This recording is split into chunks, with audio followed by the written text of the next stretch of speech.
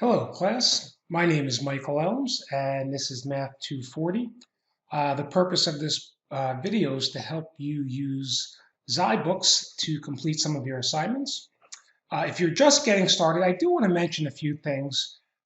This is the page you'll land on when you begin my course. The dates and the course number might be different as I have multiple sections. But if you click the Start Here button, you'll notice you have the syllabus. The syllabus is always a great place to start, just so you know what the expectations are for the course and how you'll be assessed. Looks like there'll be 3 graded discussions, 8 participation activities, 8 challenge activities, 3 assignments, and 2 projects. Notice there are no exams, no tests, no midterm, no final. The most of your grade will be determined based on these assignments and projects. Also, this might be a little misleading. It says there's 8 participation activities.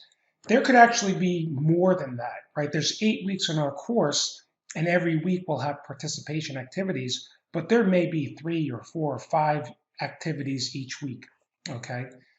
So let's take a look at the participation and challenge activities. To do that, we have to make sure that you have created your Zybooks account. So if you go to the announcements section and we scroll down, there should be Zybooks registration.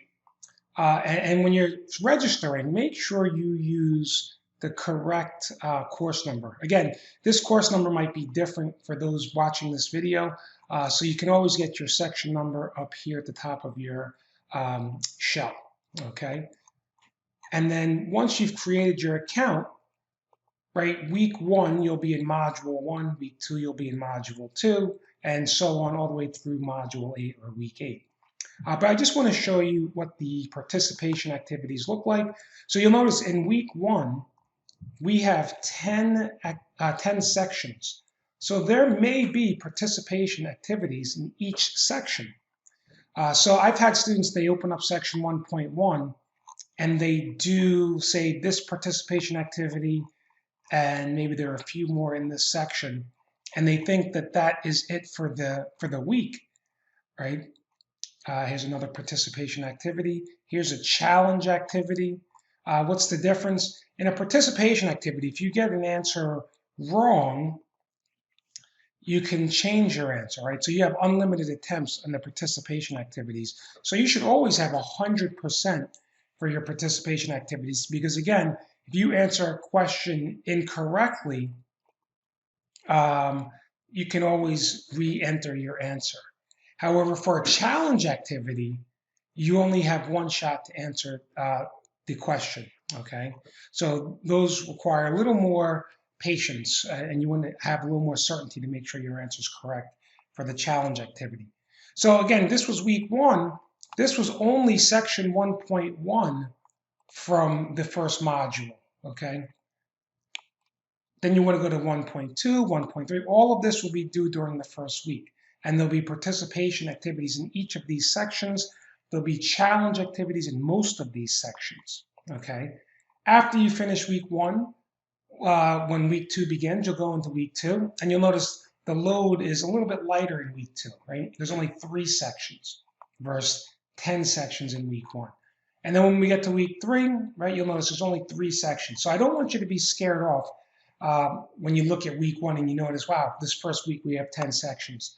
Yeah, we do cram a large amount of activity in week 1, but you'll see it gets a little bit lighter as you move into weeks 2 and 3, right?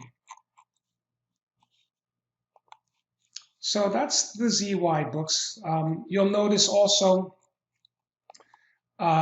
if you click on learning modules, during week 1, we do have a graded discussion assignment. And you'll notice that down here, discussion, population samples and bias, and they give you information. Really pay close attention to the bullet points. These are the demands for the assignment. You want to make sure you satisfy each of these bullet points. In your response posts, right, you can't just say, I agree or I disagree.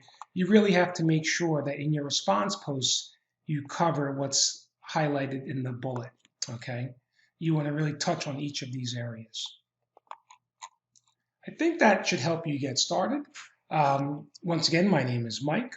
Please feel free to send me your questions. Have a great day. Thanks for watching.